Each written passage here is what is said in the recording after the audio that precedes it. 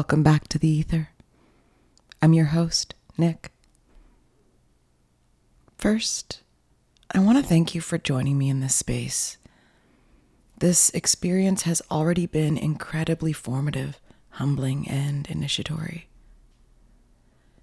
What I didn't expect, though maybe I should have, is that this podcast would begin teaching me as much as I hope it offers to others. Through writing and speaking about death, the descent, refinement, my past encounters with these archetypes, I didn't realize I was living through yet another cycle myself, another death, another descent, another refinement. When I spoke with Peter about spoon bending, about letting go, about breath, levity, and relinquishing control in order to effect change, I was embodying those same principles, loosening my grip, opening my hand, and watching something subtle but undeniable take shape. The act of telling these stories, of speaking at all, of using my legal name, has become its own layered and potent lesson. As I step further into the twilight of this project, with the past at my back, I also look east toward the horizon, toward what I hope this show can become. My vision for the Aether is to serve as more than a container for my stories. I want it to be a channel, a conversation, a place where the mysterious can be named and explored together, a space to give form to the formless, a perpetual void we can traverse side by side. I do really hope to hear from you, your encounters, your dreams, synchronicities, the moments that defy explanation, because those messages help weave the larger tapestry of what this space can hold. And I see this project expanding outward into travel, pilgrimage, visiting sites heavy with history and creating universal connection through our shared tether to the other world. This show is an open channel, a cosmic zero point of possibility. The whoosh of the fool's leap giving life to the voice, the hands, the tools of the magician. Every learning curve, every audio issue, a polishing stone. This podcast isn't only mine, it's ours to disseminate. Every time I unearth one of these stories, it unfolds into the present like a stone cast into water, sending ripples outward through time. The act of remembering becomes an act of revelation. In a sense, I'm relying on the universe as my co-producer. As I move deeper into the past, the future seems to inch closer, almost as if these memories are guideposts pointing me forward. Each encounter I share becomes both archive and omen, reminding me that what has happened, what is happening, and what is still to come all exist inside the same current. And in that current, the boundary between memory and possibility dissolves. Maybe that's why so many of my guideposts arrive in dreams. The liminal territory where the pull has always been the strongest for me. That vacuum between waking and sleeping, where memory, possibility, and precognition blur into a single stream. I've been a vivid, lucid dreamer for as long as I can remember. As a child, I would wake from nights that felt like entire lifetimes, carrying fragments of places and images that stayed with me long after morning and even to this day. My parents shared custody, so when I had a nightmare or was in a place I didn't want to be, my trick was to anchor myself in reality, remembering whose house I'd fallen asleep in so I could regain autonomy in the dream space. The dreams I had never left my memory. Many were recurring, looping, cyclical, echoing even into adulthood. Some I still revisit now. Dreams have always been more than that for me. They've been classrooms, warnings, encounters, rehearsals for moments I didn't yet know were waiting. I've learned to pay attention, because what comes through there often reverberates outward into waking life, sometimes even changing the course of my life forever. A recurring dream that strangely used to terrify me was one of these big wooden barrels, descending in size from absolutely massive to minuscule, barely visible. Each one had a resonant sound. The biggest barrel had this immeasurable baritone, this absolutely all-consuming bass hum. The closest thing I've felt to it was experiencing a Chinese gong bath and the masculine, activating, unsettling nature of that sound. As the size descended, so did the noise, and through that center section, I remember I was able to breathe. But once they started to shrink, tinier and tinier, the sound became equally unbearable again, an almost subperceptible, high-pitched whistle that I could also barely stand. I've never forgotten about it. And I think I even have a memory of speaking to a child therapist describing this dream, even drawing a little picture. I was so young. And through my current exploration with sound and sound sensitivity, I'm wondering where those connections might have been made, or what those visceral feelings were alluding to, or perhaps even prophesizing. I keep a photo at my desk of my dad and I at the mall on Halloween. I'm dressed as a black cat, and he's dressed as the Invisible Man. A fairly recent and profound realization came to me in the form of another recurring dream. One that I had been having since childhood as well. I was lost inside the mall in my hometown. It's one of the biggest malls in the world, vast, endless, and disorienting even in reality. But in this dream, it felt like it was designed to keep me circling forever. The escalators never seemed to lead where they should. Corridors bent back on themselves. Storefronts glowed with strange light, but offered nothing familiar, only a haunting sense of absence. What makes this dream linger with me even now is the visceral feeling it carried. A weight of dread, as if I would never find my way out. I searched for the transit hub, a bus that could lead me out of this maze of discontentment.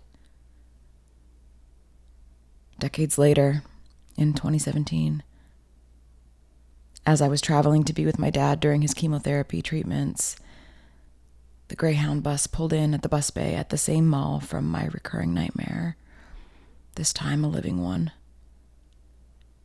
As I stepped inside, a resounding, familiar emptiness overwhelmed my nervous system.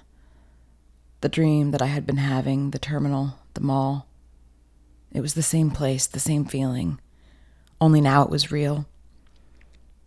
and the weight of that recognition crushed me. The nightmare of being lost in the mall as a child was actually a prophecy of the absolute disorientation of grief, of being presented with the inescapable reality of my father's mortality, and the inevitable, innumerable deaths of self that were to follow. As I move toward the present day, advancing in my esoteric study, I've come to see that while some dreams left me circling in grief's labyrinth, others, struck with the force of revelation, symbols burning themselves into memory long before I understood their meaning. One, in particular, still feels like a flare shot across the threshold.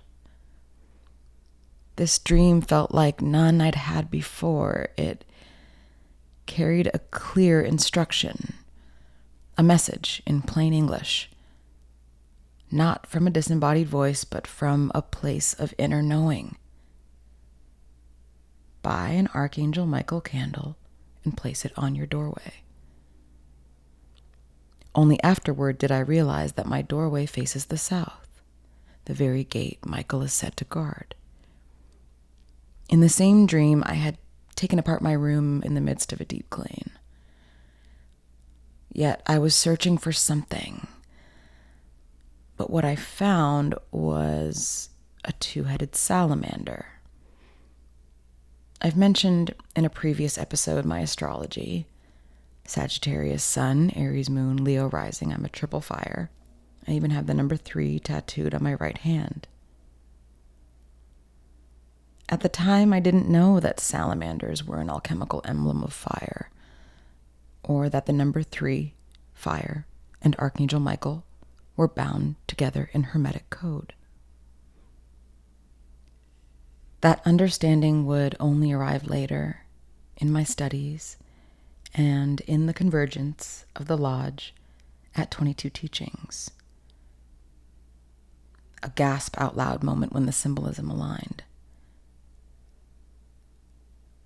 A few weeks later, as 2 devastating fires encroached on opposite ends of Los Angeles, a then cohort in my magical education would point out the glaringly prescient and literal nature of this dream.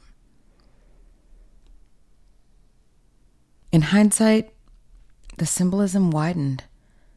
The 2 heads of the salamander mirrored the duality I was about to live, and the representation of inner and outer flame, both the creative and destructive aspects of the element. The paradox that the same flame can warm and illuminate, but also consume and destroy. A reminder of reconciliation, the sacred union of opposites, generative and expansive, 2, pointing to polarity and tension. The testing ground where one must choose integration over conflict. Creation and collapse, gift and wound, inspiration and grief. It was a prophecy of dual fire, a warning, an ablation, a blessing, and an initiation all at once. And through it all, Michael stood at the southern gate, holding the line. It feels important to pause here and name something. Sharing my own experience with sleep paralysis is actually what sparked the inception of this podcast. It was at the Spectre Vision Story Slam that I stood up and spoke about these visitations publicly for the very first time. I was shaking with nerves, but something inside me knew I had to send in my submission and that it would mean something later, and it did. That night, I heard Ivan tell his story, and immediately I wanted to know more. I wanted to sit down with him to dig deeper, but at the time I didn't yet have a reason. Looking back now, I realize the choice to share my story that night was the seed of the Aether. It opened the door for this ongoing conversation. and for what I'm about to share with you now. I was just out of high school then, still living in Canada. My weekends were split between my first gig work as a dancer in nightlife and my then boyfriend's 2-story condo nearby. A place I never slept well, but utilized out of convenience. It was a boy house in every sense. Dudes coming in and out at all hours, video game chatter spilling out from the living room, cigarette smoke in the air which irritated my asthma. The kind of restless energy that I'd never feel at ease around today. One night, as I was falling asleep on a mattress on the floor next to him, my little pink flip phone still clutched in my hand, I slipped into sleep paralysis for the first time. The air itself felt altered, thinner, drained as if something had sucked the oxygen out of the room. Lying on my side, my eyes fixated on the doorway. A tall, black figure, taller than a man, but unmistakably male in presence. It didn't move. It didn't need to. Its stillness in itself was a pressure, pinning me in place. I realized that my hand, the one holding the phone, was suspended in midair, frozen, with the figure also clutching my little Nokia. And so we stared at each other, me, this towering silhouette, and my phone. Time stretched thin, nothing happened. I tried to burst through the paralysis to catch my breath or make a noise so he could wake me up. But this went on for so long, I was scared I'd slip into asphyxia. By the time of my second visitation, I was already living in Los Angeles. My life then was messy, volatile, chaos in my career, chaos in my body, my mind. Sleep never came easy. I was living in an apartment with some fellow dancers who I didn't know well. They were trained in ballet and hung with a different crowd, so it felt more like I was a guest in their world. That night I woke to a sound, or maybe a light had turned on, and again I felt it. The paralysis, the breathlessness, the vacuum.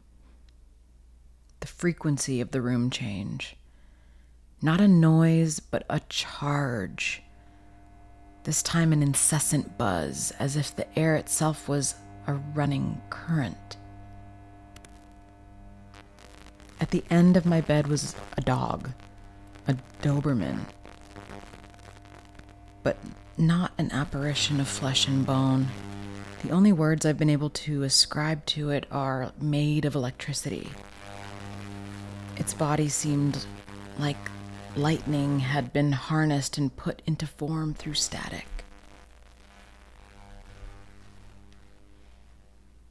It stared at me, unblinking, with eyes that were more like deep black wells. The only sound was that low hum of electricity, like power lines buzzing after a rain. I didn't feel threatened. I didn't necessarily feel safe either. What I felt most was known. It radiated knowledge, like it held information about me somehow. And I recognized that recognition. It flickered in and out of reality, the edges of its jaw breaking and reforming in bursts of static, its whole body glitching. I just laid there, frozen, suspended, barely breathing, and it just watched me. I never forgot it.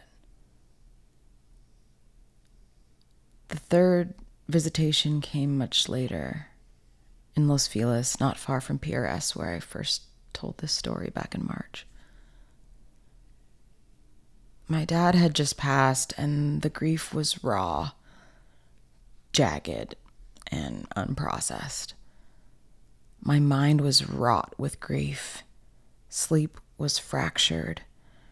My whole spirit was disordered. I wasn't yet grounded in my practice. I was trying to be, but I was adrift, still searching for footholds in the rubble. I even consulted a medium who at that time told me, and I'm paraphrasing, "You're a mess, girl. I can't read you." And I felt that. That night, I fell asleep in the usual way, heavy, exhausted, but restless. I woke to that familiar weight pressing me down, the air thinning in my lungs. My sheets wound tightly around my ankles like I'd rolled over one too many times, twisted from tossing in my sleep.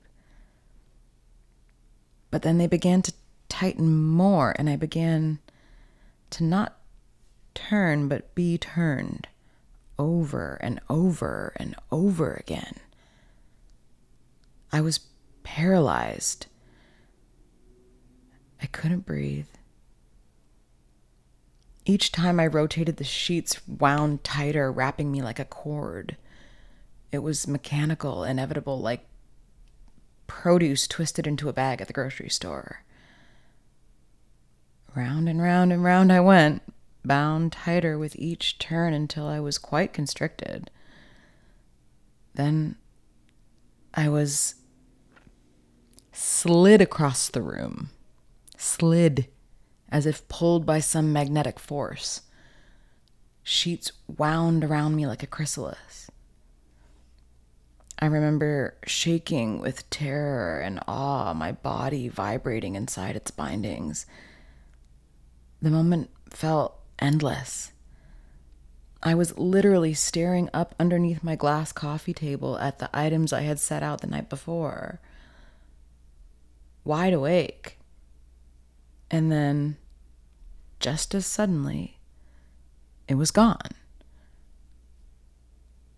I was back where I started, back in bed, the sheets loose and normal again. No proof, no trace, only the memory of being wound up and flung across my studio apartment. This one unnerved me the most because it blurred the line. It wasn't just breathlessness or vision or paralysis. It was physicality, a force that moved me. And it confirmed something I had always suspected, that fear itself creates portals, tears in reality, inner chaos, an aura leak. And in that collapse, something else can cross through. As within, so without. These visitations have been teachers in their own right. Harsh, humbling, unforgettable. They've asked me to wrestle with fear, to stay present, and to recognize how porous the veil can be. And this is only the beginning. In the episodes ahead, I'll be sharing encounters with the tiny elemental beings who visited me in a hypnagogic state, the shared dream experience that bound my best friend and I together, and how sleep itself, the cycles of mind and body, help to open the mind into clairvoyance and expanded vision. Until then, may your nights carry you gently across the liminal, deep into the abyss, and may you wake with more fodder for your own symbolic roadmaps. Then, call in and tell me. This is the Aether, giving form to the formless. I now affirm the sphere dissolved and the transmission complete. So it is.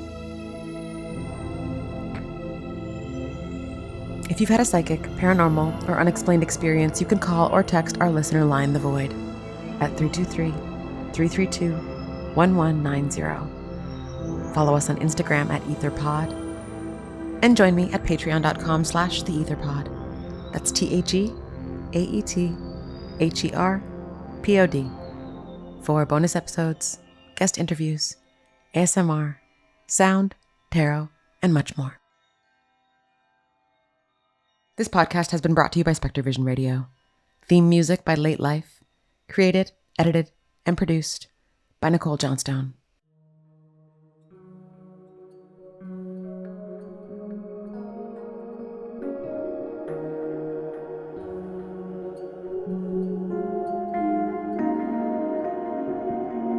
Lights out, strapped out. I want to get out of here, stuck in this place, yeah.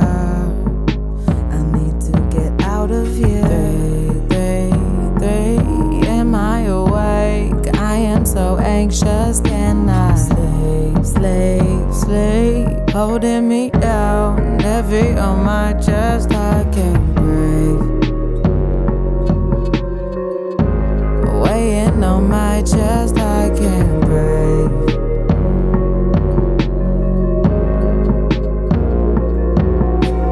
Oh, you take me from this life. Save me from my dreams and nightmares. Stoned and paralyzed, home in paradise with this delicate darkness. Delicate darkness. Delicate darkness.